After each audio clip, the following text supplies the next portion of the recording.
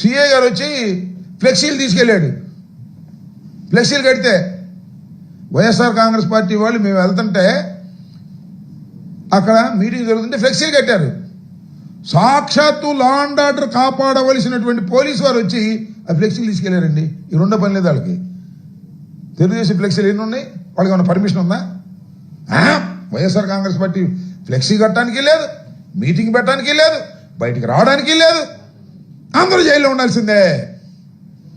జగన్మోహన్ రెడ్డి గారు వెళ్ళారనుకో పర్మిషన్ ఉండడానికి లేదు. 5 6 వెళ్ళాలి, లేదా 30 మంది 500 మంది లెక్క పోలీసులు రోజు కాపలా.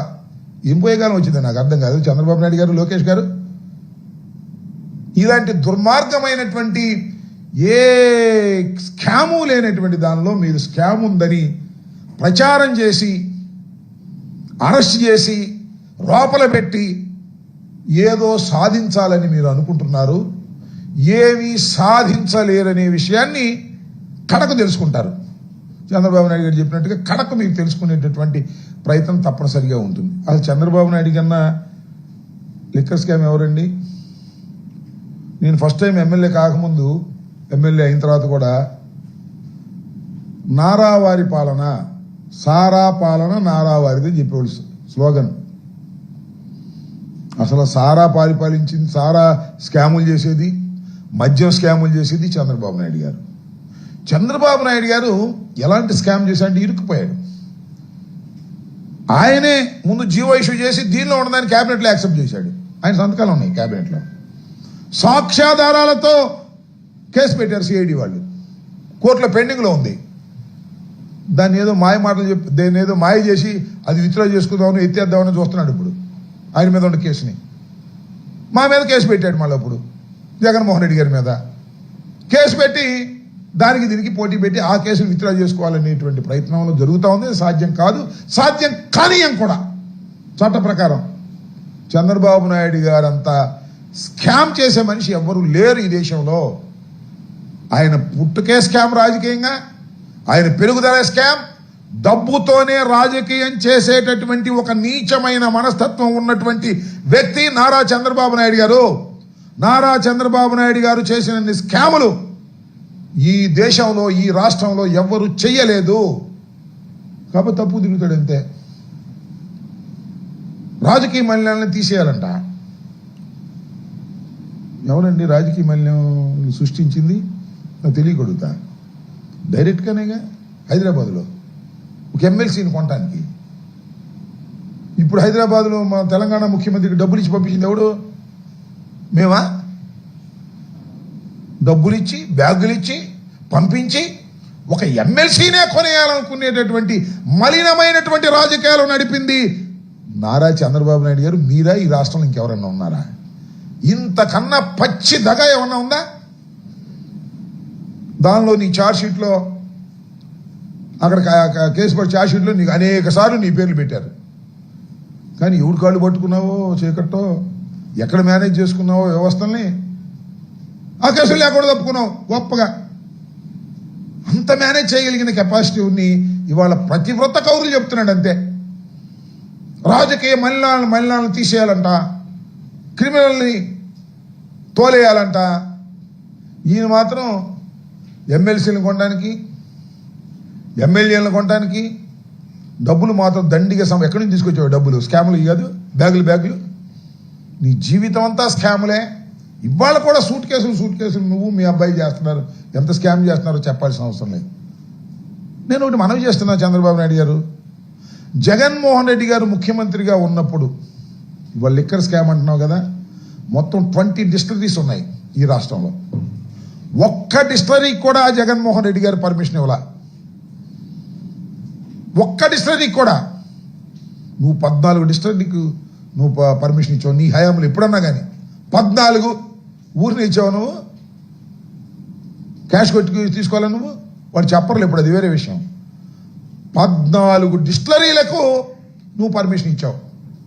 ఆ డిస్టిలరీ వాళ్ళు కూడా మందు సరఫరా చేస్తున్నది. సరే, ఆ మిగతా 6 కాంగ్రెస్ గవర్నమెంట్లోనూ అప్పుడు ఇక్కడ వచ్చినాయి అనుకోండి. జగన్మోహన్ రెడ్డి గారి హయాంలో ఒక్క డిస్టిలరీకి కూడా పర్మిషన్ ఇవ్వకోకుండా నువ్వు ఇచ్చినటువంటి డిస్టిలరీల దగ్గర నుంచే మందు కొని ప్రభుత్వం అమ్మింది, దీనిలో వాడుగా చేశాడు వీడిగా చేశాడు, ఈ కథలు నువ్వెన్ని పెట్టినా కూడా అవన్నీ కథలే తప్ప స్టోరీలు తప్ప వాస్తవాలు కావు. దుర్మార్గమైనటువంటి ఆలోచన చేస్తున్నావు నువ్వు. ఎవరిని పడితే వాడిని అరెస్ట్ చేసి లోపలేయాలనుకుంటున్నావు. వేసుకో, చూసుకుంటాం, ఎక్కడ భయపడే ప్రశ్నే లేదు. జగన్మోహన్ రెడ్డి గారిని, వైఎస్ఆర్ కాంగ్రెస్ పార్టీని పోలీసుల్ని పెట్టి కేసులు పెట్టి అణచాలనుకునేంత అమాయకత్వంలో నువ్వు నీ కొడుకు ఉన్నందుకు మేము చింతిస్తున్నాం. ఇలాంటి వాటిని ఎదుర్కొంటాం, ఎదుర్కొని ముందుకు నడుస్తాం. ఎంతమందిని అరెస్ట్ చేసినా ఇంకా ఎవరెవరిని అరెస్ట్ చేస్తా ఉన్నా చేసుకొని చూద్దాం. ఒక్కటి కూడా నేను మనవి చేస్తున్నా, చంద్రబాబు నాయుడు గారు అధికారంలోకి వచ్చిన తర్వాత పెట్టిన ఒక్క కేసు కూడా నిలబడితే నన్ను అడగండి. ఇవాళ నేను చెప్తున్నా కదా, 4 సంవత్సరాలకు విచారణకు వస్తా, 5 సంవత్సరాలకు విచారణకు వస్తా, లేకపోతే సంవత్సరానికి విచారణకు వస్తా. విచారణకు వచ్చి సాక్ష్యాధారాలు కోర్టులో ప్రవేశపెట్టి ఆర్గ్యుమెంట్స్ అయ్యి ఒక్క కేసు నిలబడితే నన్ను అడగండి. అన్నీ కూడా పేక మేడల్లాగా కట్టి మా మీద కక్ష తీర్చుకోవాలని, రాజకీయ పార్టీని అణిచేయాలని చేసేటటువంటి ప్రయత్నమే తప్ప. నేను ఒక మాట చెప్తాను చంద్రబాబు నాయుడు గారు, మమ్మల్ని నువ్వు అణచాలంటే ఒకటే మార్గం, సూపర్ 6 మొత్తం అమలు చేయి, ఇచ్చిన షణ్ముఖముఖాన్ని మొత్తం అమలు చేయి, ఇచ్చిన 142 వాగ్దానాలన్నింటినీ అమలు చేశాయి. శభాష్ చంద్రబాబు అంటారు. నువ్వు అమలు చేస్తే చచ్చేది లేదు. 1 సంవత్సరం ఎగ్గొట్టేసావు అమ్మఒడి, అదే తల్లికి వందనం. మళ్ళీ బస్సు ఏమో ఆగస్టు 15 నుంచి అంటావు, సిలిండర్లు ఏమో సరిగ్గా ఇవ్వవు, నిరుద్యోగ భృతి ఎప్పటి నుంచో ఇస్తానంటావు.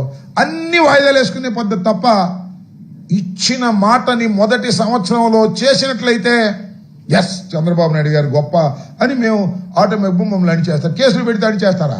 అరే అన్యాయంగా కేసులు పెట్టారా బాబు, అక్రమంగా లోపలేశారా బాబు అని అనుకోరా? అనుకుంటారు. జగన్మోహన్ రెడ్డి గారు అలాంటి కార్యక్రమాలు ఏవి స్కాములు చేయాల్సిన అవసరం ఆయనకి లేదు, చెయ్యలేదు. నువ్వు అభూత కల్పనలు కల్పించి ఇవాళ జగన్మోహన్ రెడ్డి గారి ప్రభుత్వంలో కీలకంగా ఉన్నటువంటి వ్యక్తుల్ని, పార్టీకి పనిచేసేటటువంటి వ్యక్తుల్ని లోపలేసి నీ కక్ష తీర్చుకోవాలని నువ్వు ఆలోచన చేస్తున్నావు. నీ కక్ష తీరదు సరిగదా, మళ్ళా నువ్వు చాలా ప్రమాదంలోకి నెట్టబడతావు ప్రజల మధ్యన అనే విషయాన్ని దయచేసి గమనించాలని కూడా ఈ సందర్భంగా నేను చెప్పదలుచుకున్నాను. ఏది ఏమైనా వైఎస్ఆర్ కాంగ్రెస్ పార్టీ చెక్కు చెదరని మొక్కవోని ధైర్యంతో ముందుకు వెళ్తుంది.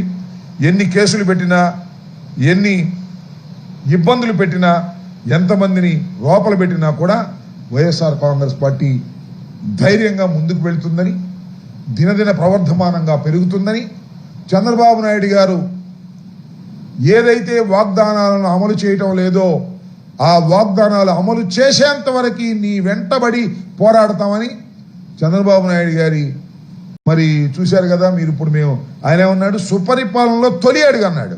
సుపరిపాలన కాదు, ఇదంతా మోసపు పాలన, మోసపు పాలనలో తొలి అడుగని బాబు షూరిటీ, భవిష్యత్ గ్యారంటీ కాదు మోసం గ్యారంటీ అనేటువంటి కార్యక్రమాన్ని వాళ్ళ రాష్ట్ర వ్యాపితంగా 175 నియోజకవర్గాల్లోనూ వైఎస్ఆర్ కాంగ్రెస్ పార్టీ నడుపుతా ఉన్నది.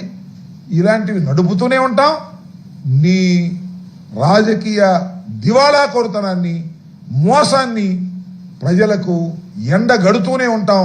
కేసులకు భయపడే ప్రశ్నే లేదు. మిథున్ రెడ్డి గారు కానీ, ఇంకా మిత్రత్రా ఉన్నటువంటి నాయకులు కానీ, ఇప్పుడు అరెస్ట్ అయిపోయినటువంటి నాయకులు కానీ అందరూ కూడా వెరీ క్లీన్ చిట్తో బయటకు వస్తారు. ఇది మోసపూరితమైన కేసు. ఈ సిట్టు పెట్టేది ఒక అబద్ధాల కేసు. ఇది ఒక నవలలాగా రచిస్తున్నారు. దీనిలో ఎక్కడా ఎవిడెన్స్ లేవు, ఆధారాలు లేవు. కేవలం రాజకీయ కక్షతో, పొలిటికల్ విండిటాతో మాత్రమే చేస్తున్నటువంటి వ్యవహారం అనే విషయం ప్రజలకందరికీ తెలుసు. మరొకసారి ప్రజలకు ఈ సందర్భంగా గుర్తు చేస్తూ ఉన్నాం.